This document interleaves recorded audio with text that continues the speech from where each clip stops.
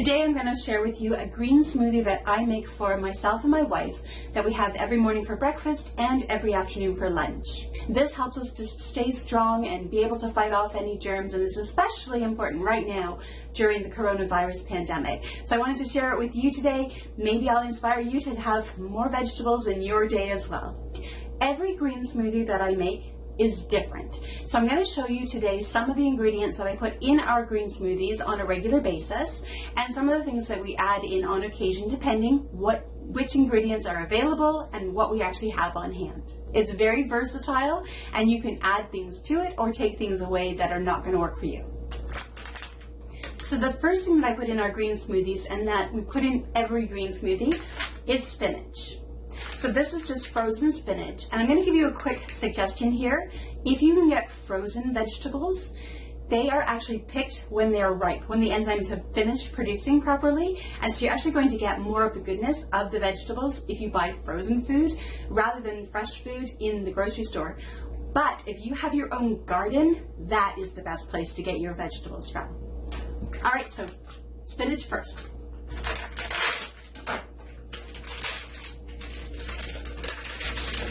Another one of our staples for our green smoothie is kale. Again, we buy the frozen kale if we don't have a choice, but if we can buy fresh kale from a farmer in the summer, we get a whole bunch of it, and then we actually wash it and chop it up and freeze it so that we can use it all throughout the year.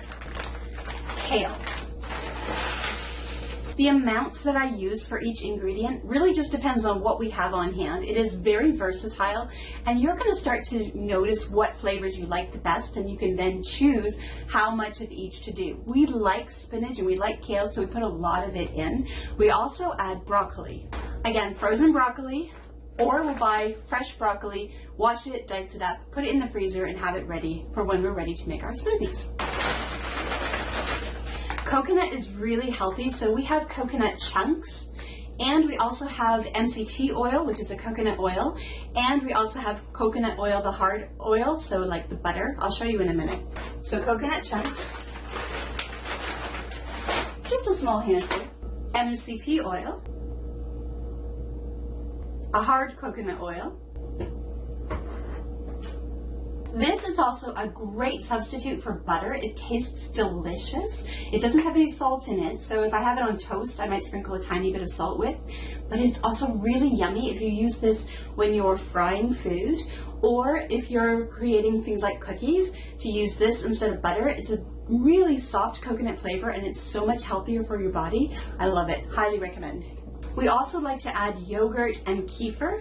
So these are actually some blocks of kefir that I froze so that we can keep it longer. So I'm going to put a couple of blocks of kefir in.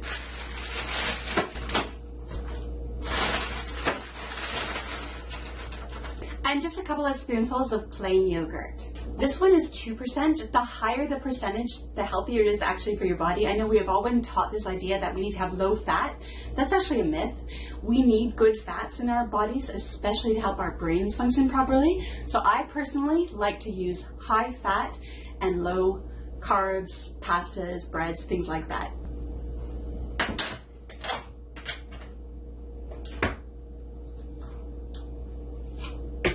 Sugar is another ingredient you want to avoid. I learned this recently, but sugar was actually put into nature so that we would gorge, we would binge eat when fruit was in season, so we could build fat on our bodies to get us through the winter.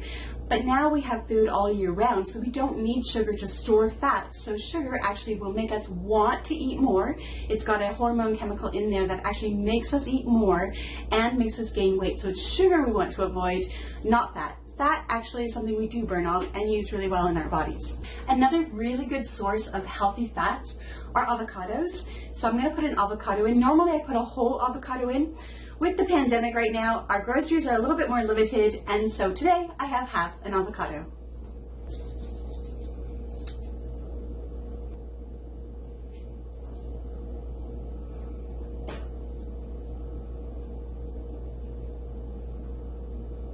And you just cut out any of the bad parts. There. Then I've got some fresh fruits and vegetables here. An apple, a carrot, and some cabbage.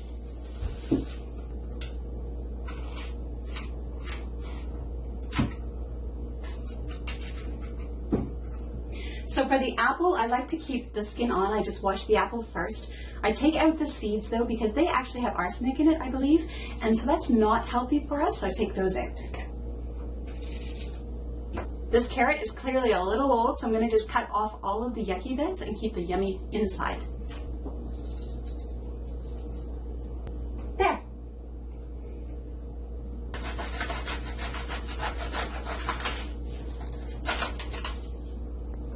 I'm just going to do a small portion of cabbage. It's really good for just clearing out your system, so I want to make sure I add that in there.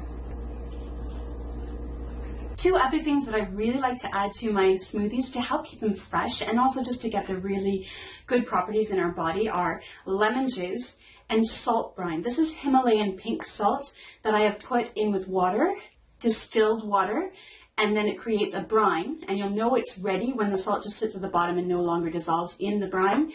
And this together help keep our bodies nice and strong. I also like to add a little bit of turmeric and red cayenne pepper, or cayenne pepper. Another thing that you can add to add protein to your smoothies is to get some whey powder. This one is a chocolate one. You can get a vanilla one or just a plain whey powder. I actually don't feel like having chocolate in my smoothie today, so I'm going to pass right now, but sometimes I do. This is really good to put in a fruit smoothie. And when I make a fruit smoothie, it's actually the base of my green smoothie, and then I add fruit to it. And then the last things I like to add are some hemp hearts, some chia seeds, and some black sesame seeds. Another really great thing to add to your vegetable smoothies that complements the flavor really well, as long as you don't have a nut allergy, is to add fresh nuts or peanut butter or an almond butter, something from the nut family.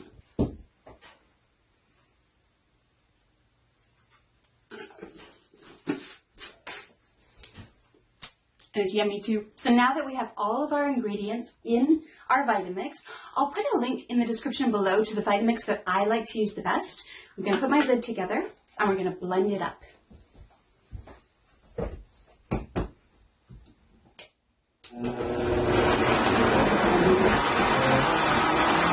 Sometimes not everything will actually blend, so I like to stop it, like gravity, pull the ingredients down and then blend again.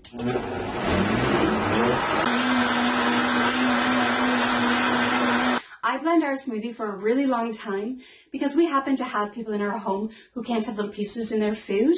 So I like to make sure that all the nuts and the seeds are completely pulverized. It really depends on what your preferences are. You could always take a sieve and pour the smoothie through the sieve as well to help remove any of the little bitties. But the Vitamix, honestly, if you just let it run, it will completely pulverize and will be as liquidy as a glass of milk. I like to prepare my food in bulk because I find it very tiring to be in the kitchen and to do cooking and baking, and so I like to just do a bulk amount so I can rest for a day.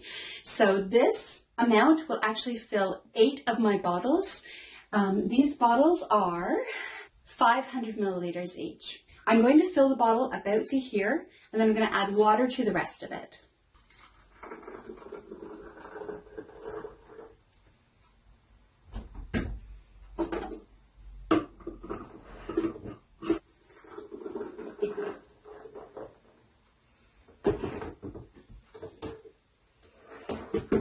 I have to move the bottles to the front just because it's actually really difficult for me to pour. So it's one of the lovely things of having a lung disability. So it's literally just making it even across the board. Then I don't like to waste what's left in here, so I'm actually going to fill, because as you can see, it's only filled it just under halfway. So I'm going to need this full amount of water. So I use what's in here and I kind of rinse it off while I'm filling it with water so that we don't waste any of this goodness. So I just rinse the edges and then it goes down into here and I fill that. It gets a little heavy to hold on to. There. And now I'm just going to pour that in.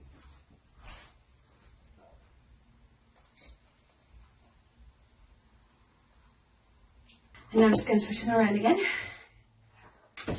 so I can reach. And you may not have noticed, but in the very beginning, before I put all the ingredients in, I actually filled the Vitamix up to about here with water before putting all those ingredients in. There, so that emptied that. And now I'm just going to bring this over to the tap and just fill the rest of it. There. Grab my lids.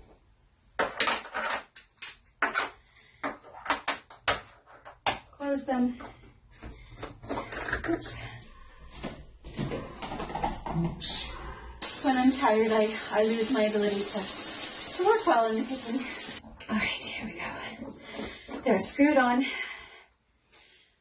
The next one. And before you go to drink it, you would just shake it. These are great little Rubbermaid bottles. I'll see if I can find a link for them, and I'll put them in the description below for you as well. I love them because they wash up in your dishwasher really nicely, and they're so easy to drink from and just store in the fridge until you need them. I easily let my smoothies sit in the fridge for a couple of days because I don't put any meat or anything in them. It's just vegetables.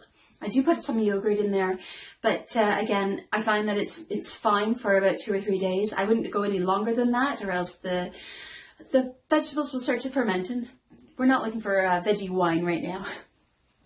I want to make sure that they're tight. So I just pop these in the fridge so they're ready for later. Cleaning the Vitamix is super easy. Just put some hot water on. Rinse off your top. Rinse out your bowl. Some of the coconut oil stuff, and I'll just let that melt with the hot water. There. Add a little bit of dish detergent. That was quite a lot. And then you're actually just going to put it back on your machine and put it on high.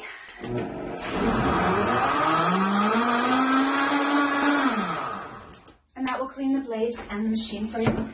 It might leave a little bit of wet, so I always just wipe off the base a little bit. Hot water again.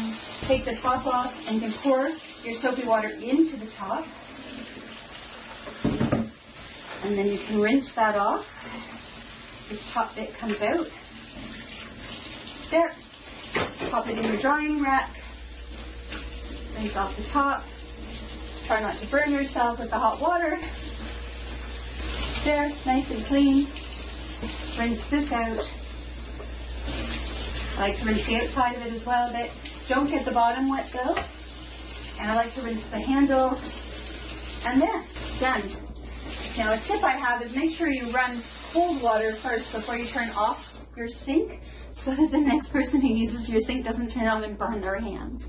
I hope you found that really helpful. I can't wait to hear if you try it and make your own green smoothie. They are so refreshing, and they give you so much energy. They clean out your system. They just make you feel vibrant and keep you stronger, keep your immune system stronger so that you can fight off nasty little colds and flus, and hopefully it will also help against the coronavirus. But I don't know, but it can't hurt anyway. Oh, that is so good. All right, if you want to know some other things that I'm doing to stay healthy during the coronavirus pandemic, then check out this video here, and I'll show you 5 more things that I do to stay healthy during this time while we're in self-quarantine due to social distancing. I'll see you over there.